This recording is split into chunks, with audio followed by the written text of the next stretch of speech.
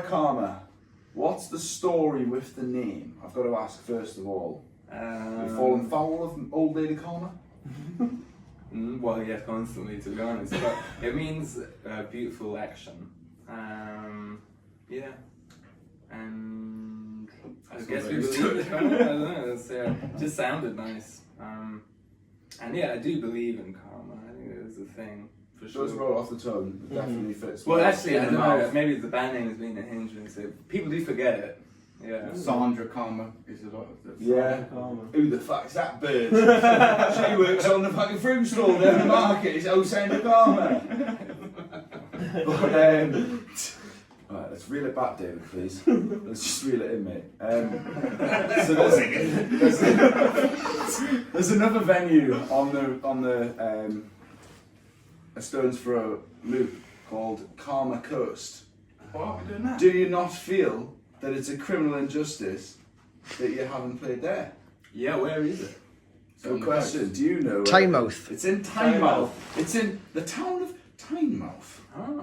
A local I don't think we've ever conurbation. played it. No. Yeah, Karma. I think we should have played it. They're the right? namesake. That's what I'm thinking. Yeah, maybe next time. That's what, you wouldn't have ran that many people in there though. Yeah, that was that's the fucking issue. buzzing in there in the exchange. Yeah, it was fun. It's a nice venue. Apparently, someone was saying that it's like this musical theatre productions on Yeah, there. yeah, primarily they host like theatrical productions and stuff Yeah. like that. The manager of the venue here, you can maybe speak to some of that behind the camera. Behind the camera, yeah. So It's it's a it's wonderful venue. it's a brand new venue, Ah. in the sense that we took over it within the last year, and we're putting music events into it now. And the idea is to grow the profile of the building. So yeah, we've got musical theatre in next week. Had a bit of that last week as well. Sting opened the building in November for us. So we've had the delight of Sting. We've had Lust for Life here. So Glenn Matlock, Katie Putrick. And then Katie Price has been here as well with that little pantomime. So it's been a hell of a first year. No, I feel like this is my podcast here. Sorry, boys. Show me face. Show me face. Seven-figure investment across it, so a lot more to come in the building. Yeah. Some figures. Yeah. A million at least. Yeah. So come back and do a full gig sometime. But it's not a year old, it's hundreds of years It's old. isn't it? 1856, yeah. I was going to say, if this place is a year old, Sundara Karma are an indie band, like, so 1800s, man. Yeah. So, where were you yesterday? Stoke Newington?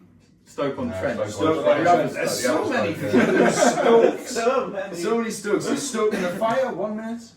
The next minute, you're in Stoke Newington. Yeah, well, that's where near we're all based, London, right?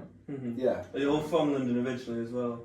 No, Reading, Berkshire. Reading. Kind of, that's where we all How did you all meet? School. School? Yeah.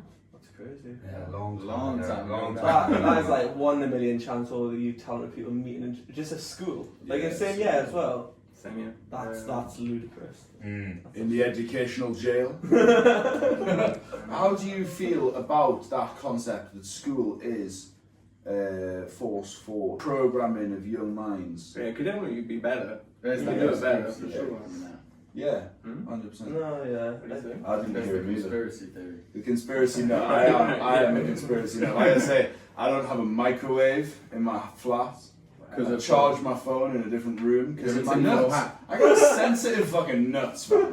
I didn't want my nuts getting all these microwave radiations and shit. Have you guys got microwaves?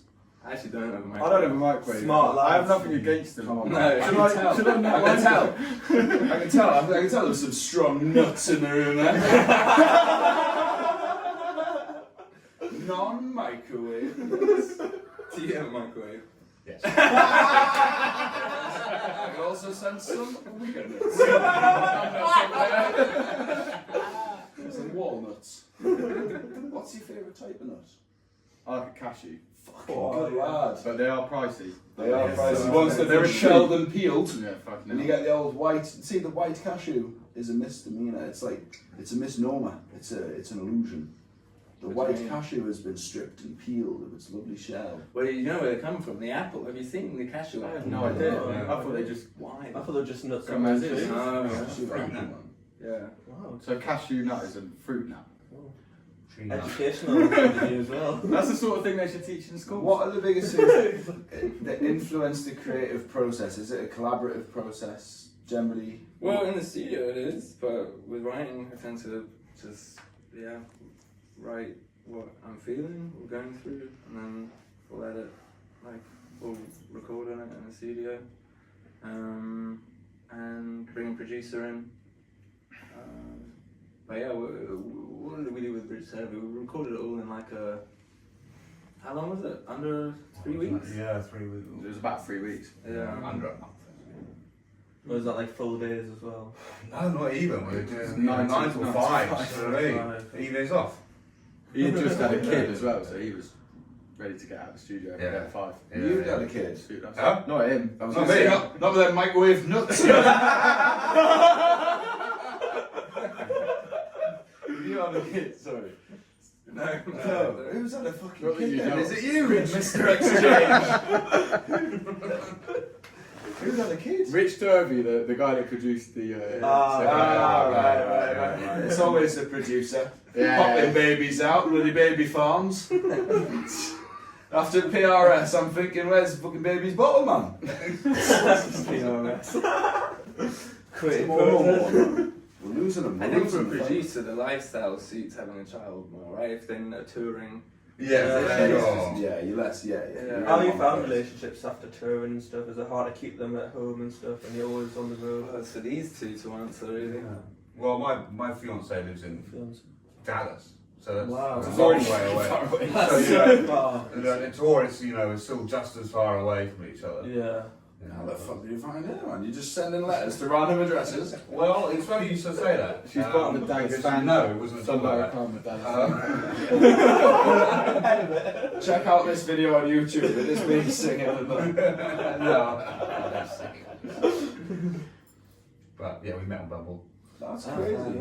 That's crazy. You must have some big distance setting on there, like. Yeah. 300 miles. 5,000 miles, I suppose. Oh, yeah. 300 miles is out here to London.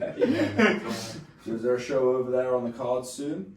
Maybe. That could That'd be be a one. fun, yeah. American Hey tour. you, if you're an American promoter watching this video, want to listen to our camera, contact Toon Tunes, the exclusive booking agent at Sundara Karma. No, we're joking, we're not really. That is a complete falsehood. No, we could go back. I think South by Southwest was the last time. Oh, yeah, Yeah, that's what last time we went to Did you do that We in were in Texas? Texas. No, that was ages ago. Like 2017 or something. No. Yeah, 2017. Because you've been touring for how many years now?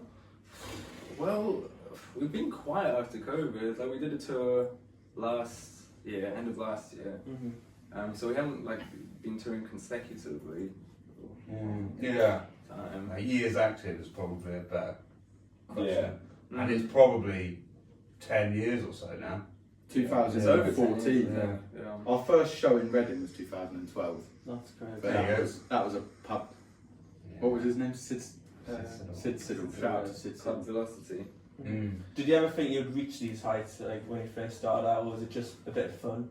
Or did you always have the dream of being the band you are doing? That's a good question. I think we always wanted to do it as a career and be able to do it full time. But I guess you gotta kind of have some sort of hope in mind that people will come to the shows and that, I don't know, they'll be big and fun. So I guess so, yeah. Mm-hmm. For sure. But it doesn't feel, it doesn't feel overwhelming, in terms of a height, it feels like, I don't know. Is there a particular Like a modest, we're not a huge band, Mm-hmm. I think you're huge in the eyes of a lot of your fans. We think you're absolutely huge. We're Really? so excited. That's really See When you your over marquee song was played tonight and you were out in the crowd and everybody was We've got some amazing looking into your eyes, Yeah. you must have some sort Yeah, of there's resonating nothing beats with it. that, yeah. Absolutely, yeah. Performing is it's amazing. Is that the ultimate goal? Just bigger stages, bigger crowds. Well, not necessarily bigger, but Yeah. just the a energy, crowd that yeah. want to be there, and because it is reciprocal. The Yeah, of performance, you course. want people to give, or to not like to lose themselves in some sort of way, you know. Yeah, you'd rather have 50 people absolutely having it Going than crazy, thousands just standing Yeah, there. Yeah, 100%. So we've asked a lot of the artists tonight about burnout, and I think it would be an interesting perspective to get it from a 10 years served band. What your guys' perspective is on burnout in the industry in general. Yeah, I mean, it's a real thing. Yeah, definitely. I think I felt burnout quite a lot. Maybe just before COVID, like, felt pretty burnt out. Do you think COVID gave you that time then to sort of take stock and relieve that pressure from yourself? In many ways, yeah. The performing wasn't available at that point. The Yeah, well, it definitely shut made me down. appreciate performing way more. Yeah, you know? I can I imagine. really missed it. But it was nice to have a reset. You know. How did it influence your creative process, if at all? The pandemic and the isolation that it. Well, I'm pretty reclusive anyway, like tendency-wise. So, nothing changed. What about you guys? No, not at all. Not a lot changed either, really. No, 'Cause, no, you know, no. back then we were just touring, And then having 4 time weeks off on the sofa anyway. not doing much. Yeah. It just felt like an extended Off break. season. Yeah, a real off season. And then if there's one thing that you, like, if you could look into that camera and speak to young independent bands who are maybe starting out, they've done a few shows, or maybe they've been doing it for years and now they're thinking, is this fucking worth it? What would you say to them to help them maybe see through the mist? It's a really good question. I'd say you don't necessarily need a manager. Like, you don't need you don't need a big team around you. You just need like a solid support network, and you can maybe, like, if you can record things yourself and you can distribute them yourself. You don't need a label. Really, like, now there's so much that you can do yourself.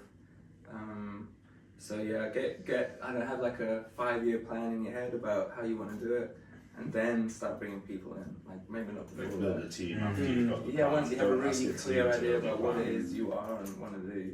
You have so many people getting disillusioned by management. Yeah, in you the can young get stage pulled of in their lots of career. different ways. Yeah. And what we find is as a booking agent, as a promoter, we deal with bands who are sometimes, some of the members might be 17, 18 years old, young, impressionable young, guys yeah, and girls, exactly, yeah. and very, very vulnerable to the industry in general.